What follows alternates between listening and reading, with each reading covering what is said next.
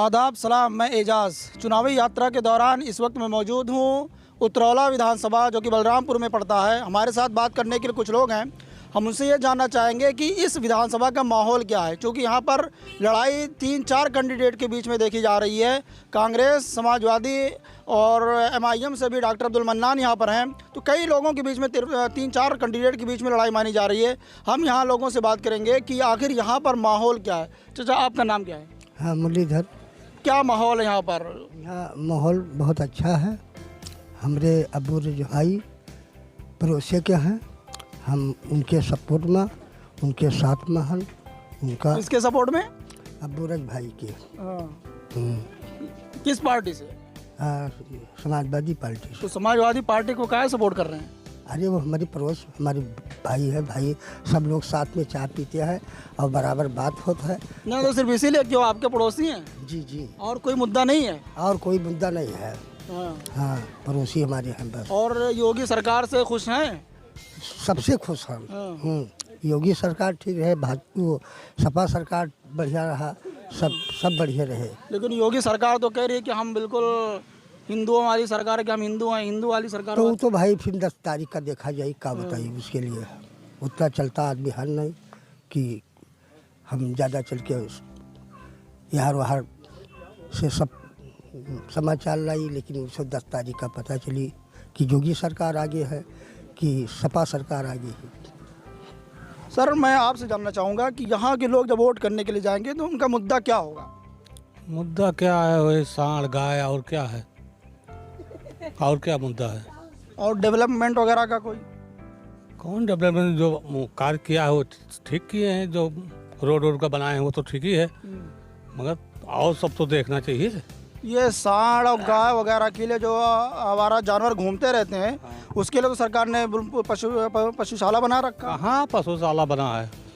वो तो कह रहे हमने सारी चीज़ों का इंतजाम कर रखा है। कुछ नहीं है, कुछ नहीं है, कहीं नहीं है। सब घूम रहे हैं।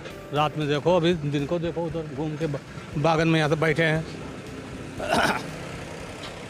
क्या यहाँ जो सरकार इतने फ्री में सारी चीज़ें दे रही है, क्योंकि हम जगह जगह घूम रहे हैं, तो लोगों का ये कहना है कि सरकार को हम दोबारा लाना चाहेंगे, क्योंकि हमें 5 किलो फ्री राशन दे रही है, तेल दे रही है, नमक दे रही है। तो क्या ये सारा मुद्दा यहाँ काम आएगा?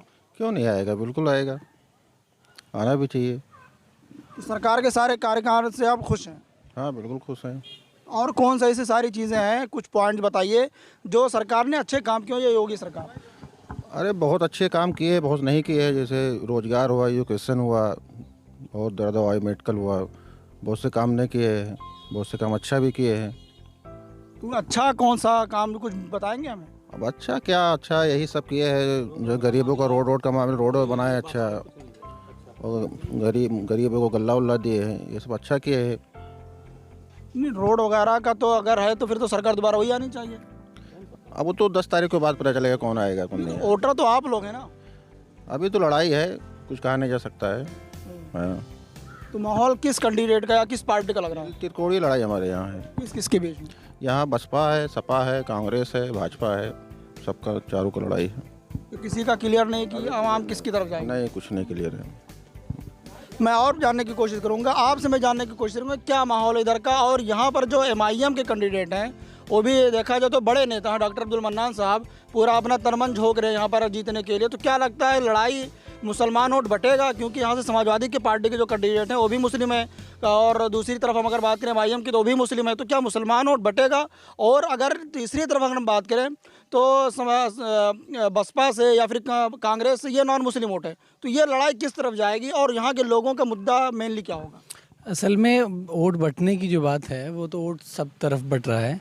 यहाँ 30% से ज़्यादा मुसलमान हैं, तो मुसलमान वोट भी बढ़ रहा है, लेकिन जो नॉन मुस्लिम वोट है, जो हिंदू वोट है, वो भी बढ़ रहा है खूब। लेकिन ये है कि पोलराइजेशन की सियासत हो रही है, तो उसमें लाइक हिंदू वर्सेस मुस्लिम एक पूरा मुद्दा खड़ा कर दिया गया है, तो वो सामने है।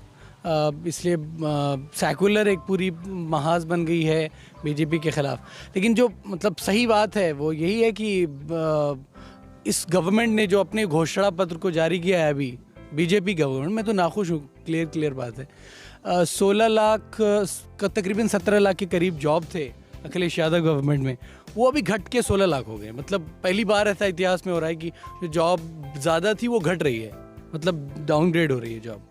तो वो मतलब अगर आवाम क्रेडिट देखेगी, उनके कामकाज को देखेगी तो उसको तो उनके खिलाफ ही वोट करना पड़ेगी।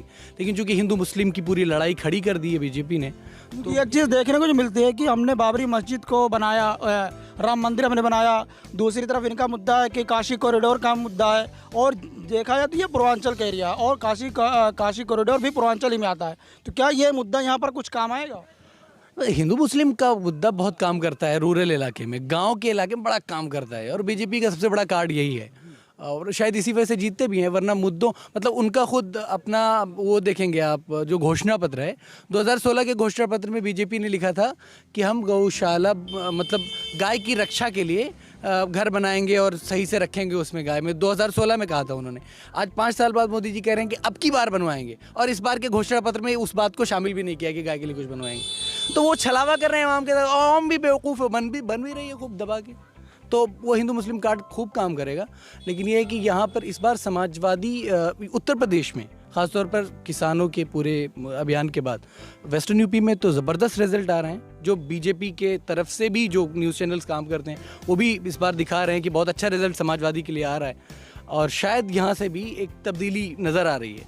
पूरे उत्तर प्रदेश में एक शिफ्ट हो सकता है इस बार, लेकिन फिर भी 50-50 का गेम मुझे ऐसा नज़र आ रहा है। इस विधानसभा का क्या? इस विधानसभा में मतलब एक थोड़ा सा एज है बीजेपी को मेरी नज़र में दूसरों के मुकाबले में, लेकिन कहा नहीं जा सकता कुछ कि किस तरफ चला जाए गेम। लेकिन बीजेपी को थोड़ा सा एज है दूसरे कैंडिडेट्स में।